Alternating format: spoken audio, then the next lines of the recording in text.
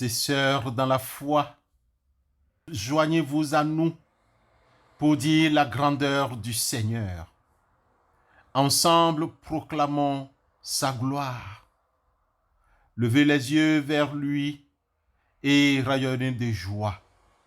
Que la honte n'assombrisse plus notre visage. Amen.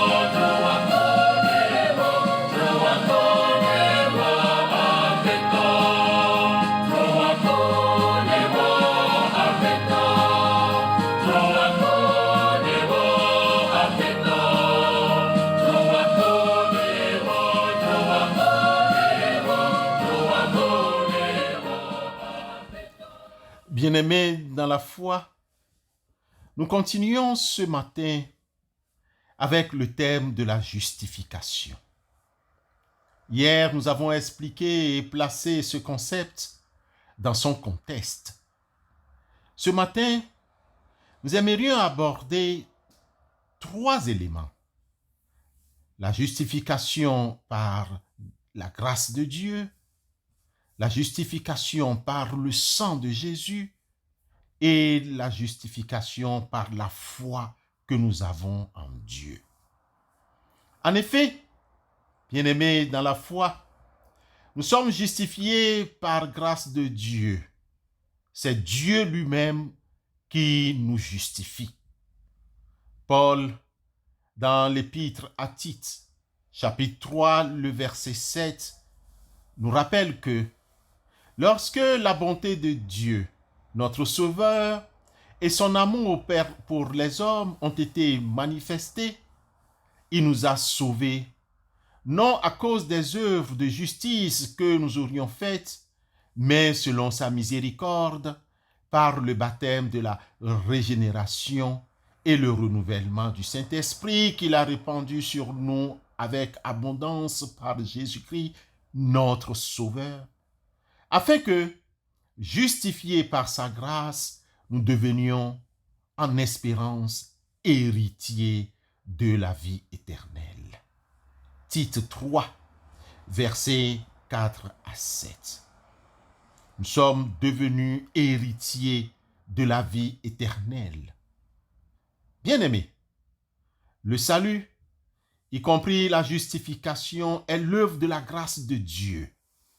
C'est par la grâce que vous et moi, nous sommes justifiés, c'est-à-dire nous sommes sauvés, nous rappelle Paul aux Éphésiens encore, chapitre 2, le verset 8. Nous lisons. C'est par la grâce que vous êtes sauvés par le moyen de la foi, et cela ne vient pas de vous, c'est le don de Dieu. C'est par la grâce de Dieu, bien-aimés, que nous sommes sauvés, nous sommes justifiés. Retenons pour ce premier point que le salut a son origine dans la bonté glorieuse de Dieu qui daigne l'accorder comme une faveur imméritée. C'est ça la grâce, une faveur imméritée. Certes, nous humains, qui sommes-nous? Ne pouvons pas incliner le cœur de Dieu pour obtenir sa faveur ou sa grâce. Mais notre Dieu est un Dieu de grâce et d'amour. Il agit en Christ pour nous sauver malgré nos défauts, malgré nos fautes. Il est prêt à justifier les pécheurs par sa grâce. Bien-aimés, nous sommes sauvés par le sang de Christ. Nous dit encore Paul dans sa lettre aux Romains chapitre 5, le verset 9 à 11. Nous lisons que maintenant que nous sommes justifiés par son sang, serons-nous sauvés par lui de la colère? Car si, lorsque nous étions ennemis, nous avons été réconciliés avec Dieu par la mort de son Fils, à plus forte raison, étant réconciliés, serons-nous sauvés par sa vie.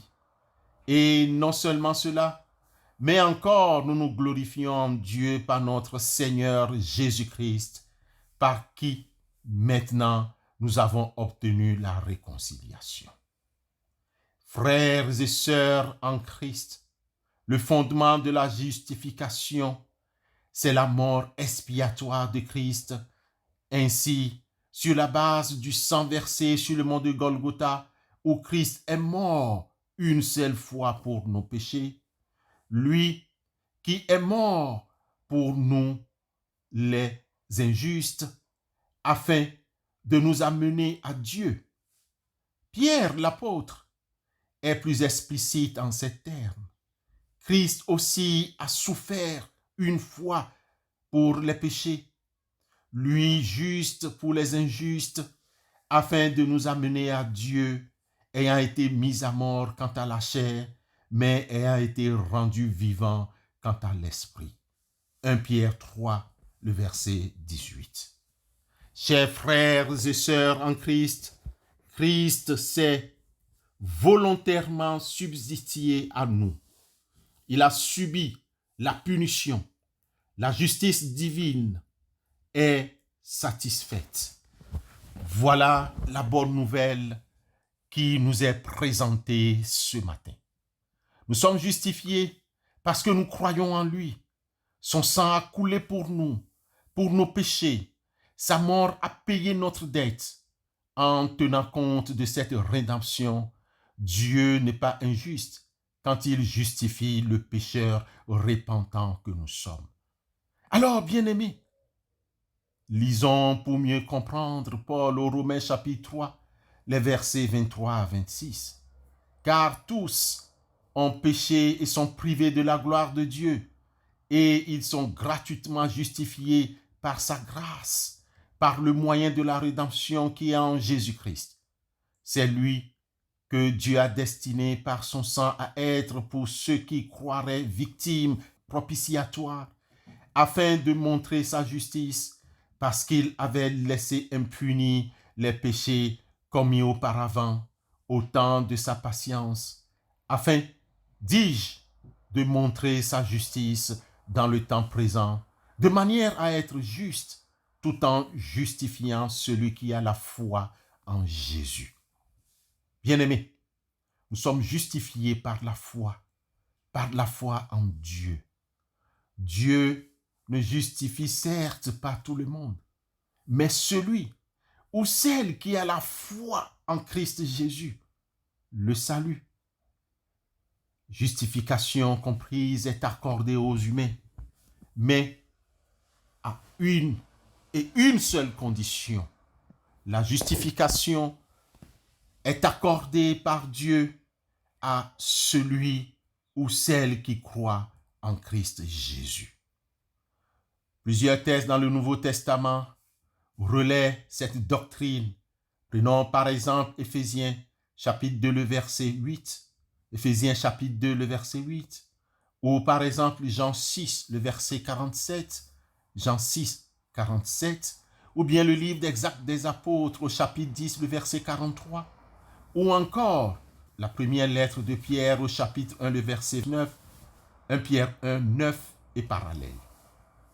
Frères et sœurs dans la foi, l'apôtre Paul, dans sa lettre aux Romains chapitre 3, le verset 28, que nous avons déjà cité, et aussi les autres parallèles, résume cette doctrine de la justification par la foi en insistant sur le fait que nos œuvres n'ont aucune utilité quand il s'agit de salut, quand il s'agit de la justification. Car nous pensons que l'homme est justifié par la foi sans les œuvres de la foi. Ce n'est donc pas en essayant de nous justifier par nos soi-disant œuvres de justice que nous serons acceptés comme justes devant Dieu. Néanmoins, c'est en comptant sur Dieu révélé en Christ Jésus que nous sommes justifiés grâce à l'œuvre expiatoire et parfaite de son Fils.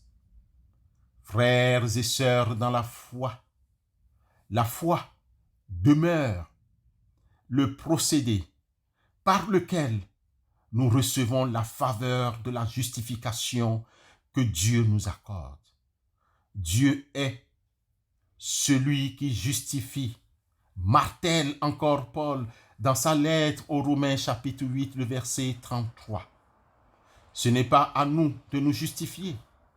La foi est donc le moyen que l'humain doit utiliser pour être déclaré juste. La foi est simplement le canal pour recevoir les dons invisibles que Dieu nous offre par les moyens de ses promesses. Frères et sœurs, qu'enseigne alors Jésus? Ou bien, reprenons cette question pour dire, qu'est-ce que Jésus avait enseigné pendant son ministère terrestre? À demain, si Christ ne revenait pas pour la suite. Amen.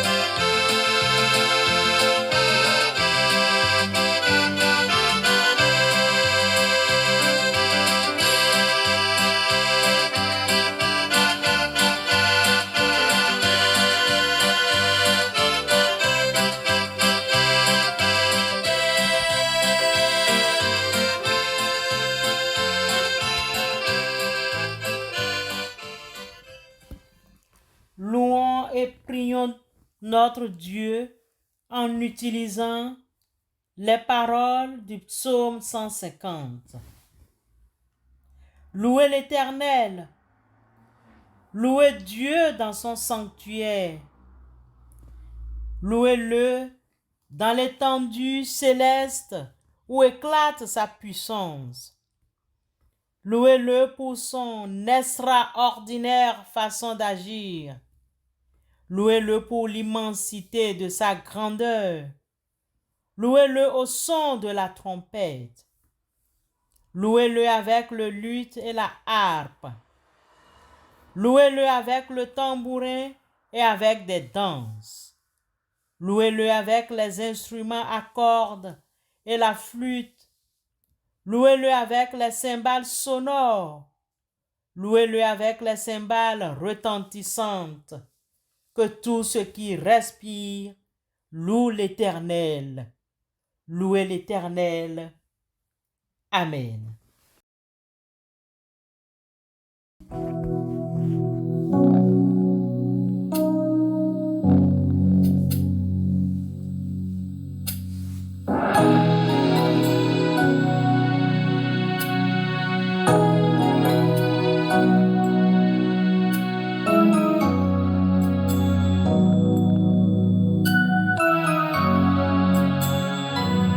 On dit souvent que la vie ne tient qu'à un fil. Ô Dieu d'Abraham, Dieu d'Isaac et de Jacob, permets que la mienne ne tienne qu'au fil de ta parole. Yeah. Le combat dans la vallée m'a tellement déchiré. Tout le monde disait encore un talent caché. Mais tu m'as reconstruit, Lord, au fil, Tu m'as reconstruit, God, au fil de ta parole, yeah. Tu m'as reconstruit, Lord, au fil, yes, au fil. Tu m'as reconstruit, God, au fil de ta parole. Avant de vaquer à d'autres occupations, avant de nous séparer, bien-aimés dans la foi, recevons la bénédiction de la part du Seigneur. Seigneur, ta bonté a les dimensions du ciel, ta fidélité monte jusqu'aux nuages. C'est toi qui es la source de la vie. C'est ta lumière qui éclaire notre vie. Éclaire-nous. Amen.